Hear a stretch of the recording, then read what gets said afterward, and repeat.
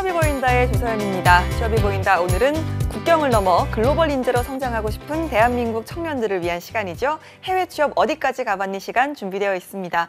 먼저 신세미 캐스터가 오늘의 채용 정보부터 알려드립니다.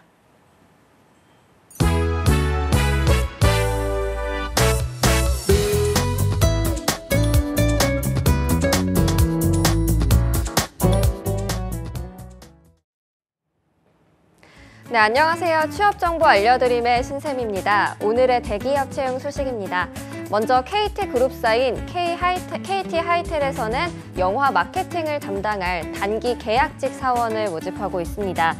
온 오프라인을 통해서 영화 마케팅을 진행해본 경험이 있는 분들이면 지원할 수 있고요. 투자 배급사 마케팅 관리를 해본 분은 우대하고 있습니다. 지원서는 3월 10일 밤 11시 50분까지 받습니다. 다음으로 풀무원에서는 HRD를 담당할 계약직 사원을 채용하고 있습니다. 학사 이상으로 유관 경력이 5년 이하인 분들이 지원할 수 있습니다. 영업직무 교육 경험자를 우대하고 있고요. 지원서 마감은 3월 10일 자정까지입니다. 연세대학교 의료원에서는 신촌 세브란스 의과대학 수술해부교육센터에 의료기수를 모집하고 있는데요. 전문대학 졸업 이상으로 의학과 보건계열 면허증을 소지한 분들이 지원 가능하고요. 의과대학 해부학 경험자를 우대하고 있습니다. 지원서는 3월 17일 자정까지 받습니다. 마지막으로 독일의 전기전자기업입니다. 지멘스에서는 빌딩 자동화 사업부의 프로젝트를 지원할 인턴을 모집하고 있습니다.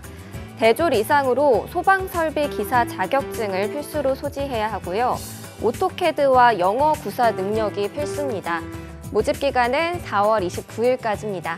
이상으로 취업 정보 알려드림의 신샘이었습니다.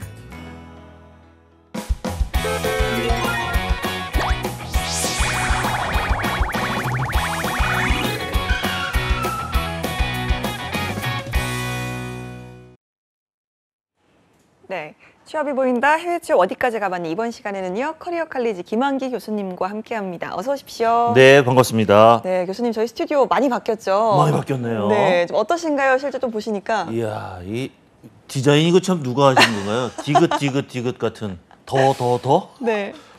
좋은 정보를 더 많이 드리는 뭐 이런 거? 굉장히 깔끔하고 좋으네요. 네, 야. 그렇죠. 네. 저희가 이렇게 좀 3월을 맞아서 네. 또 신선한 기운을 불어넣고자 좀 새 단장을 해봤는데요. 네. 자, 교수님, 3월 하면 사실 많은 분들이 또 새롭게 또 마음을 다잡기도 하고 또 계획을 세우기도 하는데 교수님께서는 혹시 또 3월을 어떻게 보내실 계획이신지 저희가 한번 들어볼까요? 1월에 하는 거 아닌가요? 새로운 계획? 아닙니다. 또 저희 우리나라 봄이니까. 사람들은 1월에 시작, 그렇죠. 2월에 또 구정하니까 또 시작, 3월에 새학기 하니까 또 시작. 그렇죠, 이렇게 그렇죠, 세 번 그렇죠. 합니다, 시작을. 저 3월에 2가지 정도 지금 새롭게 움직이고 있어요. 네. 첫 번째, 매번 이렇게 취업하시라고 하시는 분들한테 이렇게 해주세요, 저렇게 해주세요 정보 드리는데 저도 도전해봤습니다. 국내 뭐 기업에 네. 저도 또 취업 지원을 한번 해봤어요. 오. 뭐 들어가기 위해서라기보다도 네. 현장에 있는 분위기라든지 이런 것들 오. 정보를 수집하기 위해서 취업 지원을 했다는 거 하나 3월에 시작했고, 두 번째는 뭐 채용 전문가로서 이제 활동하고 있었는데 국내 블라인드 채용 때문에 공기업에서 굉장히 외부 인력들을 많이 활용하고 있거든요. 그래서 블라인드 채용 전문가들의 집단 네. 뭐 협회를 지금 설립하고 있습니다. 추진하고 네. 있어서. 블라인드 채용을 위한 전문가들. 그렇습니다. 멋지네요. 예, 사실 아직까지 좀 그런 단체는 없는 거죠, 우리나라에? 네네, 뭐 표면적으로 다 나와 있는 건 아니고 활동하시는 분들은 있는데 공공연하게 이렇게 뭐 기관을 설립하거나 그런 네. 것들은 없어서 오. 최초로 한번 설립해서 한국 시장, 예. 대한 고용 시장에 기여를 좀 해보고자 하는 그런 계획을 가지고 있습니다. 알겠습니다. 또 외국 같은 경우도 계속해서 블라인드 채용이 우리나라보다 네. 더 많이 이루어지고 있기 때문에 그렇죠. 이런 부분을 또 저희가 이 협회를 통해서 김한기 교수님 통해서 다시 한번 또 많은 정보 얻을 수 있길 좀 바라보도록 하겠습니다. 고맙습니다. 자, 저희가 이제 지난 시간까지 2019년도 첫 번째 국가로 인도네시아 알아봤었잖아요. 네네. 네. 가능성의 나라. 네. 하지만 제가 많은 흥미를 보이진 않았던 나라. 그렇죠. 자, 오늘 또 두 번째 국가를 시작할 텐데 독일이라고 또 힌트를 또 주시고 가셨어요. 그렇습니다. 예, 좀 선택한 이유부터 한번 들어볼까요? 오늘부터 한 4주간 이게 독일에 대해서 이야기를 나눌 때 여러분들께 제가 가장 많이 드릴 수 있는 단어 한 가지가 있습니다. 네. 그 단어는 바로 인도네시아가 가능성이라고 했다면 네. 독일은 성장입니다. 성장이라는 단어를 많이 말씀을 드리게 될 텐데 그만큼 성장을 잘 하고 있는 그런 국가고요.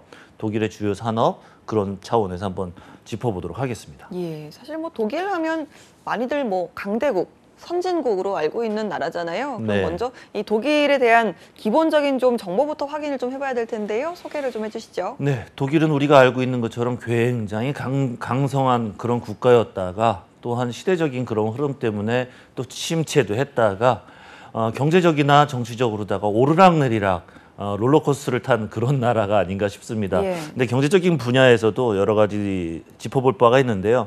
일단 독일은요, 독일 연방공화국이라는 정식 국가명을 가지고서 있고요. 수도는 베를린입니다. 베를린 장벽 많이 들어보셨죠? 그다음에 인구는 약 8,300만 명 정도 되니까 우리보다 한 150% 이상 되지요. 이 중에서 독일 사람들은 한 87% 정도에서 아주 압도적으로 많고요. 외국인들은 한 13% 이내 정도 되고 있습니다. 네. 주요 도시별로 인원을 보게 되면 아무래도 이제 수도다 보니까 베를린이 가장 많아요. 370만 명이 좀 넘고요. 주요 도시들을 한번 잘 보시면 함부르크, 민헨, 쾰른, 프랑크푸르트 이 정도 도시들은 귀에 좀 넣어두셔야 될 것 같습니다. 환율도 좀 그렇죠. 환율도 오르락내리락 좀 저평가되기도 하다가 금년도 3월 3일 기준으로 볼 때 1유로당 1283원 정도로다가 올라가 있습니다. 종교적인 특색도요. 국가의 국민성을 보여줄 수 있는 거기 때문에 좀 참고를 하셔야 되는데 캐톨릭이 약 29% 정도 되고요. 개신교가 약 27%, 그 외에 이슬람이나 무교, 기타 이런 것들 포함하게 되면 약 40% 정도가 되고 있습니다. 알겠습니다. 사실 이 해외 취업을 할 때 이제 해당 국가와 또 우리나라의 관계에 대해서도 좀 저희가 당연히 알아야 되는 부분 아니겠습니까? 이 부분은 네. 좀 어떨까요? 독일이라고 한다면 우리나라가 경제 성장을 이룩하기 위해서 공화국 시절 때부터 잘 알고 계신 것들이 있습니다. 뭐 백의의 천사라는 얘기 들어보셨죠? 그렇죠. 네.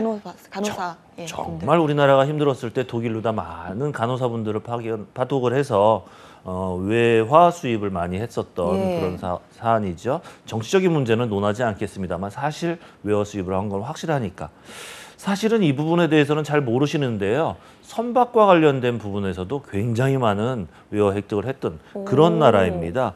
1883년으로 거슬러 올라가게 됩니다. 예. 이때 조선과 독일 조독 수호 통상 조약을 맺으면서부터 우리나라와 교역이 시작되게 됐어요.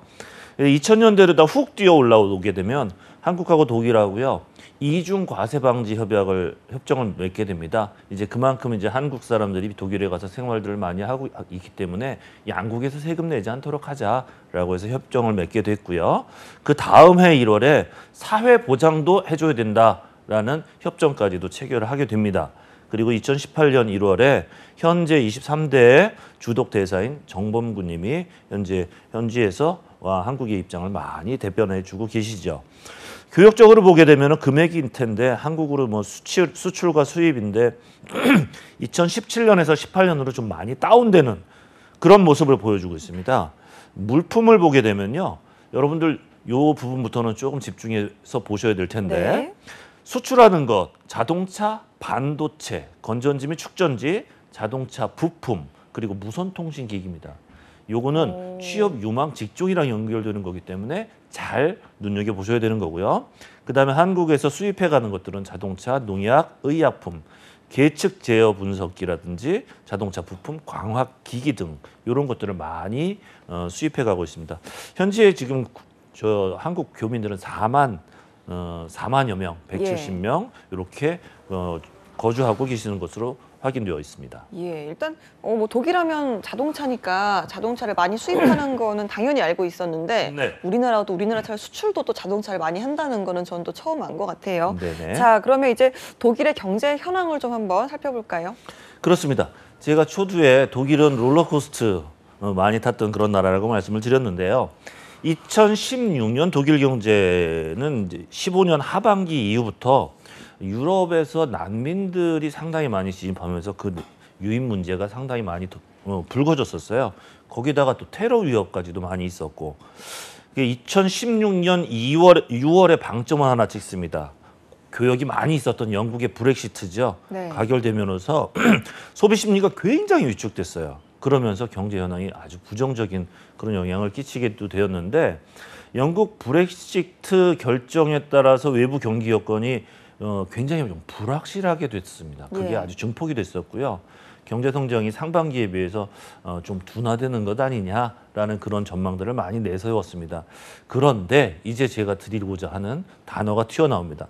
성장률을 좀 보실 필요가 있어요. 2016년 독일 기대치를 굉장히 많이 뛰어넘었습니다. 1.9%의 성장률을 보였고요. 이건 굉장히 높은 수치라는 거 여러분들 아셔야 되고요. 특히 이제 2016년에 수출입이 모두 사상 최고치를 기록했습니다. 경신을 했는데 EU 회원국 중에서 모두 증가세로 전환하고 있었고 수출 경쟁력 제고 효과도 있었고 내수 시장도 많이 회복됐습니다. 거기에다가 독일은 이제 영국 브렉시트 결정에 따라서 시장 내에 불확실하다라는 그런 편견들과 시선들을 타파하면서 연간 소비 상승과 고용 안정까지 이뤄내는 아주 큰 성과를 거두게 됩니다. 결국에는 이제 실제 성장률이 2017년도에 독일은 2.2%를 웃도는 1.9에서 2.2%까지 상승하게 되는 거죠. 알겠습니다. 그러면 이제 일단 독일이라는 나라를 이 해외 취업 유망 국가로 저희가 딱 분류를 하고 준비를 해도 된다는 말씀이시죠? 그렇습니다. 그렇습니다. 최근에 이제 유럽 중앙 은행에서 양적 완화하고 저유로화 따른 수출 경쟁력 제고 그리고 민간 소비 설비 투자 안정세가 되면서 거래가 굉장히 낙관적인 것이라고 전망하고 있습니다. 네. 실제로는요. 난민 유입권 말씀을 드렸었는데 그럼에도 불구하고 구직이나 고용 수요 동반 상승했고요. 실업률은 2017년도에 사상 최저였습니다. 3.8% 기록했습니다.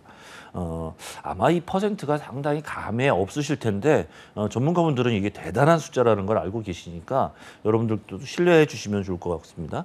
거기에다가 글로벌 경기 상승세가 있었죠. 유로존이 또 경기 회복이 있었죠. 저금리하고 저유로화 효과인데 수출입 호조세가 계속 지속되고 있어요. 수출도 많이 하고 수입도 많이 하고 교류가 많다는 얘기죠. 이런 것들이 경기 상승이 효과였었고 이 경기 상승은 직결적으로 고용 증대로 이어지고 있는 국가입니다. 알겠습니다. 그럼 이제 독일 해외 취업을 준비할 때 어떤 산업을 좀 준비를 하는 게 유리한지 저희가 아까 말씀하셨던 주요 수출입과 관련된 산업이 역시나 좀 준비를 할 만한 분야겠죠? 예, 역시 눈치 빠르십니다. 독일 제조 산업은요. 대기업하고 중소기업이 참 잘 어울려져 있는 그런 국가입니다. 2017년도 기준으로 독일 제조 분야 보게 되면 총 기업 수가 약 2만 3천여 개의 기업 정도가 되고요. 이 제조업에서 근무하고 계시는 근로자들 수는 560만 명 조금 못 미치고 있습니다. 그 매출 규모도 1조 7,800억 유로가 넘어가고 있어요.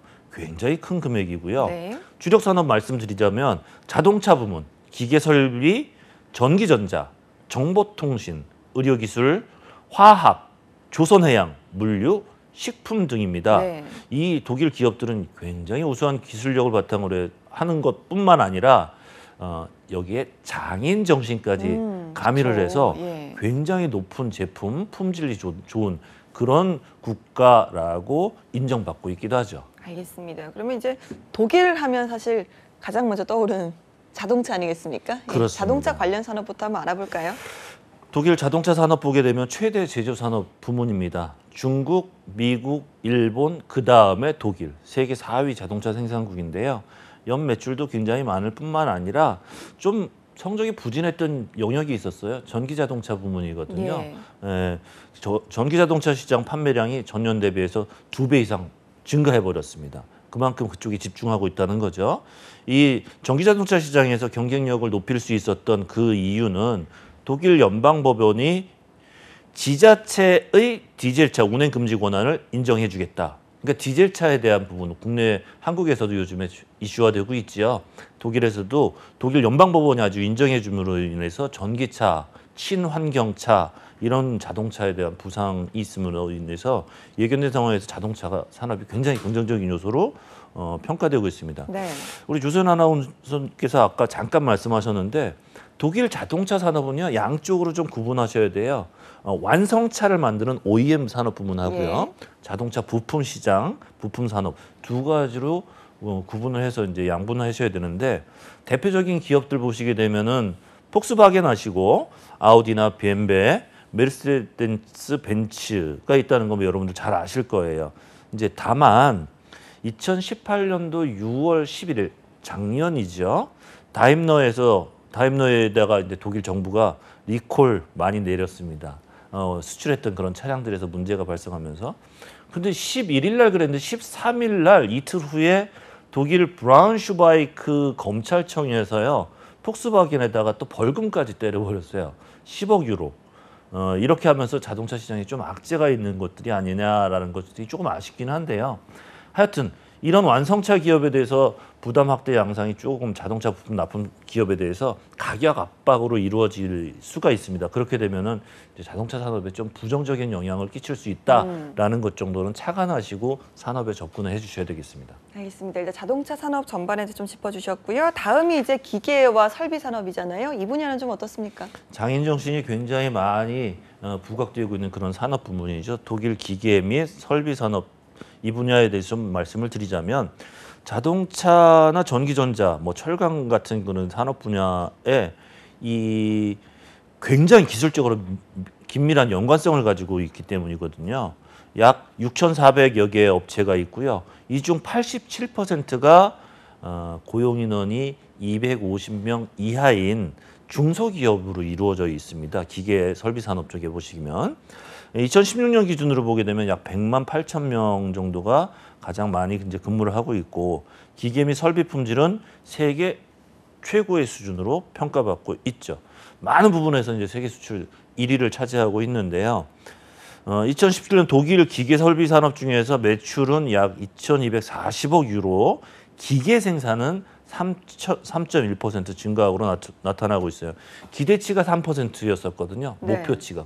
근데 그거 뛰어넘었고요. 그 증가 이유를 한번 찾아보니까 수주 상승이에요. 영업 잘한 겁니다. 독일이 국가적인 영업을 굉장히 잘해서 해외에서 수주를 많이 받아놨고요. 그리고 국내에서도 영업을 잘했더라고요. 5% 상승하는 호주세를 기록했다는 소리로 결과가 나왔습니다. 알겠습니다. 이게 좀 영업이 잘 되는 데는 일단 뭐 말씀하셨듯이 그 네. 장인 정신이라든지 그 네. 우수한 제품력, 기술력 이런 것들이 하면 독일이 딱 떠오를 만큼 그렇죠. 인정을 받고 있는 것도 굉장히 좀 큰 것 같아요. 맞습니다. 국가 맞습니다. 이미지가 참 중요하지 않은가라는 생각을 다시 한번 해봅니다. 네. 다음이 이제 전기 전자 산업인데요. 이 부분도 좀 살펴주시죠. 지금 방금 말씀해 주셨던 거랑 연결해 보게 되면요. 전기전자 산업에서 특히 독일 같은 경우는 히든 챔피언이 상당히 많아요. 기업이 예. 한 16% 정도가 되는데 여러분들 히든 챔피언이라는 얘기는 많이 들어보셨지만 뭔가라고 질문을 받는다면 잘 대답하기 애매하실 수가 있을 것 같아서 한번 짚어보고 싶어요. 독일은 히든 챔피언이 굉장히 많은 나라입니다. 히든 챔피언이라는 건 대중들한테 잘 알려지지는 않았지만 세계 시장을 지배할 정도로 우량한 기업, 예. 그것이 대기업이든 중소기업이든 상관없이 그런 기업들입니다. 이제 예를 들자면 예쁜 색색 연필, 뭐 색연필, 뭐 이런 예. 스테인레스에 들어있는 예. 요런 보신 적 예, 있죠? 예, 요런 기업 파버 카스텔이라는 회사거든요. 맞아요. 예. 네네. 이 회사가 연필 만든 지 250년 된 회사예요. 와. 요즘에 그 포노사피언스라고 해서 휴대폰만 열심히 보는데 이 회사 같은 경우는 연필 생산하는 거로만 250년을 끌고 올 정도로 아주 강한 장인 정신과 그다음에 히든 챔피언으로서의 자질을 충분히 갖춘 그런 기업입니다. 특히 이제 히든 챔피언 쪽에서는 전기 전자 산업이 굉장히 많은데요. 총 수주가 약 전년 대비해서 11%, 수출이 9.6, 수입이 9.7, 증가합니다. 이게 증가 수치예요. 증가 수치이기 때문에 상당히 호황세를 나타내고 있는데 특히 그 이후 이제 중국하고 브릭스 국가 신흥공업국의 수출한 게 12.2% 증가해서 아주 가파르게 상승세를 보였고요. 그 밖에도 이제 다른 유럽에도 10.1% 증가세를 보여주는 그런 아주 놀라운 성과를 보여주고 있습니다. 2018년도에 1월, 4월 누계 총 매출은요. 작년 대비했을 때 약 5.4% 상승했고요. 수출 5.1, 수입 3.9% 증가. 제가 증가, 성장 굉장히 많이 말씀을 드릴 수 있는 그런 국가입니다. 알겠습니다. 사실 전기, 전자 산업 하면 사실 분야가 굉장히 많잖아요. 많죠, 예, 많죠. 독일에서 좀 특히나 좀 주목할 만한 분야는 어떤 게 또 있을까요? 네, 제가 좀 차분히 설명을 드려야 될 것 같아서 준비했던 뭐 이런 내용들보다 꼭 짚어드려야 되는 내용을 말씀을 드려야 될 것 같아요. 독일 전기 전자 시장 보게 되면은 우리가 머릿속에 떠올리셔야 됩니다. 생활 가전, 그다음에 전자기기, 통신 단말기, 그리고 모바일 기기 이렇게 크게 나눠볼 수가 있거든요. 그다음에 그 중에서 보게 되면은 세탁기라든지 건조기, 식기세척기 이런 생활 가전은 전 세계적으로 독일 제품에 대한 고객 충성도가 상당히 높은 그리고 고정적인 시장 규모 형성하고 있는 그런 산업이기도 합니다. 그 중에서 이제 건조기, 독일 건조기 회사 제조회사 머릿속에 떠오르는 회사가 있으신가요? 독일 밀레라는 회사가 있거든요. 네. 네, 이제 귀에 딱 들어오실 텐데 예. 밀레라는 회사에서 건조기를 만든 것에 대한 아주 전 세계적인 충성도가 상당히 높은 그런 회사입니다. 네. 여기에다가 헤어 스타일링 기구 뭐라 그러죠? 이게 머리 말리는 거? 예. 드라이어. 헤어드라이어. 드라이어. 그다음에 미용 제품 높은 시장 증가를 기록하고 있는데요. 특히 이제 1인 가구가 굉장히 많이 증가하지 않습니까? 그래서 소규모 전자제품도 많이 나오고 있어요. 토스트, 전동 분쇄기, 예. 커피 머신이나 다리미 이런 매출이 또 따라서 많이 상승하고 있습니다. 네. 여기에다 이제 통신 부분까지 가게 되면은 정신 없어지죠. 태블릿, 스마트폰 굉장히 많이 높아지고 있어요.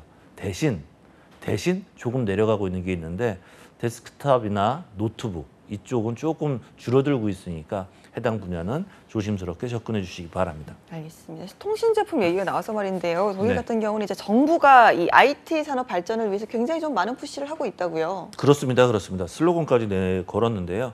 최근 독일에서는 이제 하이테크 전략 2020 차원에서 미래 프로젝트를 출범하고 있어요. 그 이름이 뭐냐면 인더스트리 4.0입니다. 4차 산업혁명 추진 중에 있는 그런 제도이고요.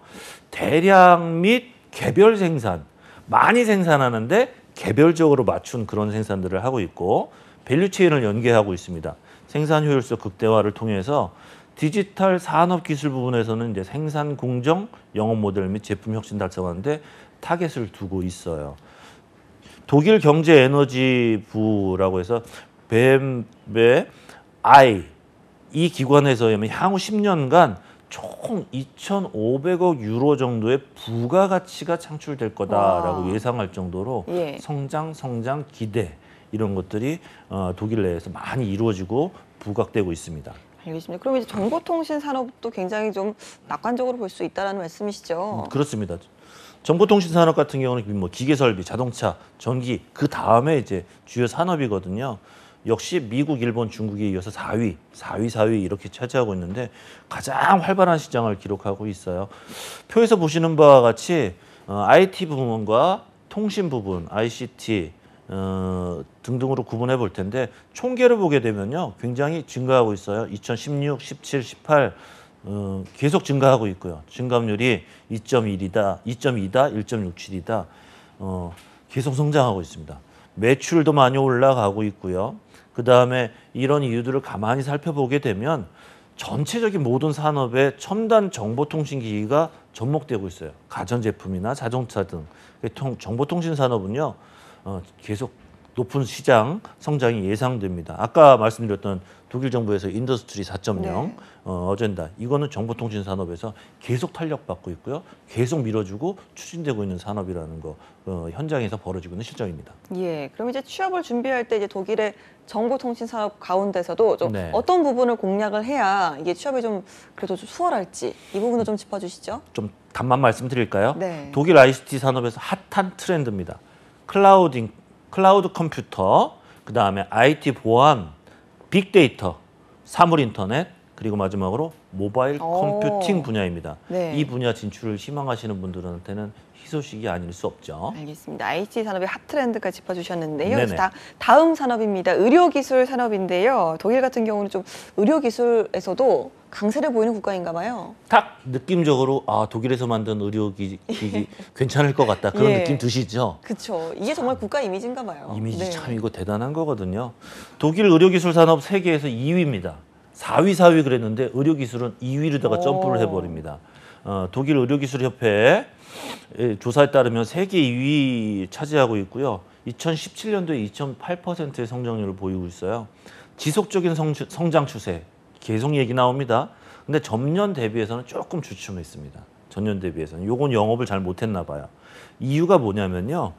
EU 의료기기 규정 MDR이라는 게 있는데 거기에서 요구하는 사항이 좀 까다로워졌어요. 그리고 비용도 좀 증가되기도 했고, 그렇지만 향후에 또 독일 의료기기 시장은요, 2012년도에 346억 달러였었는데 2018년도 이후에는 연평균 8.2% 1%씩 성장이 기대되고 있는 그런 산업 부문이기도 합니다. 현재 독일에요, 약 12,550여 개 기업들이 21만 명 채용해서 네. 종사하고 있고요. 이 부분 중에 대부분 93%는요, 대기업이 아니라 250명 이하의 근로자들을 채용하고 있는 중소기업이라는 오. 걸 집중해 주셔야 됩니다. 예, 중소기업. 그러니까 이제 독일 같은 경우는 우리나라랑 좀 상반되네요. 우리나라는 좀 거의 대기업이 좀 많은 시장을 독점하고 그렇죠. 있는데 네. 독일은 중소기업들도 많이 좀 성장할 수 있는 그런 발판이 되나 보네요. 탄탄하고요. 네. 고집스럽게 기술력을 어. 많이 강조하고 있는 그런 예. 기업들이 오래 자리 잡고 있기 때문입니다. 오. 그 기술력이 굉장히 높은 것이 우리의 이미지, 국가 이미지를 설정할 정도로 국제 경쟁력이 상당하다라는 걸 다시 한번 말씀드리고 싶은데요.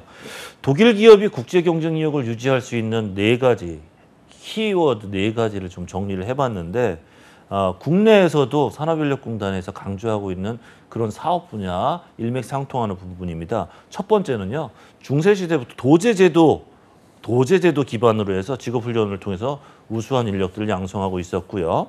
산, 학, 연, 유기적 협력을 통해서 기술을 개발하고 있었습니다.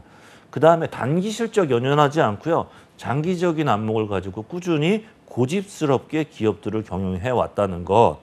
또한 마지막으로 고객이 어떠한 문제를 제시하면 그 문제 해결에 집중하는 그런 글로벌 기업 경영 방식, 이 4가지가 네. 독일이 국제 경쟁력을 유지할 수 있는 핵심적인 4가지 키워드라고 보실 수가 있습니다. 알겠습니다. 이런 부분은 정말 부럽네요. 우리나라도 그렇죠. 좀 이런 좀 경쟁력 갖춘 강소기업들, 히든 챔피언들 많이 좀 나왔으면 하는 바람을 가져봅니다. 저희가 시간 네. 관계상 다음 또 이야기는 다음 시간에 이어서 들어보도록 하고요. 네. 오늘 여기서 인사를 드리도록 하겠습니다. 함께해 주신 김한기 교수님 고맙습니다. 고맙습니다.